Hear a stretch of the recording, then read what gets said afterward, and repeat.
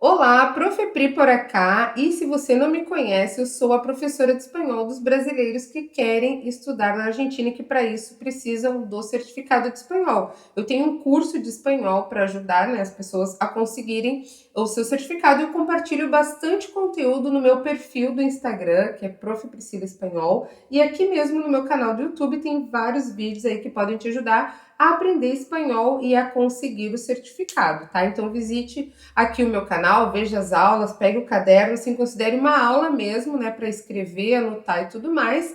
E lá no perfil do Instagram eu compartilho também minha rotina, enfim, você pode me seguir lá e aí vamos interagir também, tá bom? Mas nesse vídeo eu quero falar com você sobre o verbo hacer, que seria fazer em português, tá? Se escreve H-A-C-E-R, hacer. Não se diz hacer, é hacer. A letra H não tem som, tá? Essa é a primeira coisa, é o primeiro erro que cometem com o verbo hacer, é colocar um som no H onde não tem. Mas existe outra coisinha um pouco complexa, tá? Não é só no verbo hacer, inclusive, é em vários verbos em espanhol, tá? Que é o seguinte: se você colocar um pronome junto com o verbo hacer, ele vai virar hacer-se. E isso vai fazer com que ele mude o seu significado, tá? Tem outros vídeos aqui no meu canal que eu falo sobre isso, que acontece também com outros verbos, tá? Aqui a gente vai falar só sobre o verbo hacer e hacer-se nesse caso, tá?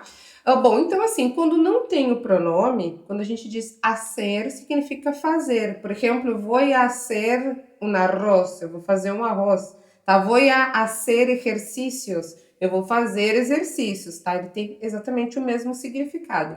Porém, quando a gente diz hacer-se, é como na tradução a gente dissesse passar a ser, tá? A gente era uma coisa e passa a ser outra, a gente ou o sujeito que for na frase, tá? Eu também falei sobre isso aqui, né? Sobre o verbo poner e poner-se, que eles fazem parte de um grupo de verbos que em espanhol se chamam verbos de cambio, são verbos que denotam uma mudança, né? Então, no caso aqui do hacer-se, ele também tem essa função, só que o significado dele, né, na tradução para o português seria passar a ser. Então, por exemplo, ou eu virei, né, como no exemplo que eu vou usar aqui. Então, por exemplo, se eu disser assim em português, eu virei vegetariano, eu posso dizer em espanhol, me hice vegetariana, eu passei a ser vegetariana.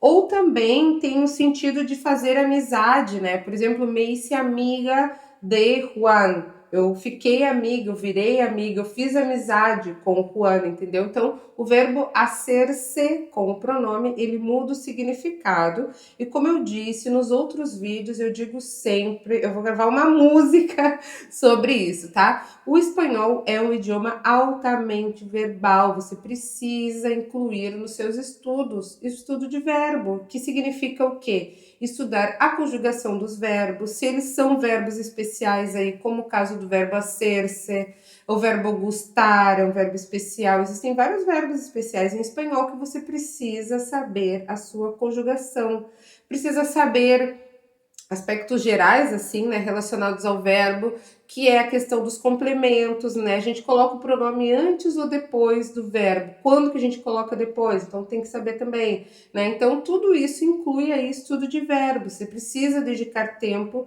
da sua rotina para fazer isso. É um trabalho, gente, bem rudimentar e artesanal, tá? É pegar uma tabela de verbos, copiar todas as conjugações, ler essas conjugações para o seu cérebro passar por essa experiência de ler, escrever e falar os verbos em espanhol. Porque, por exemplo, você estuda lá o verbo hacer, né? Vamos colocar o verbo hacer, que ele é bem irregular, inclusive, né? Então, você leu e copiou à mão e leu em voz alta várias vezes. Yo hago, tú haces, él hace, nosotros hacemos, ustedes hacen, ellos hacen, né? Vocês leram, leram, releram, releram e fizeram várias coisas, repetiram, né?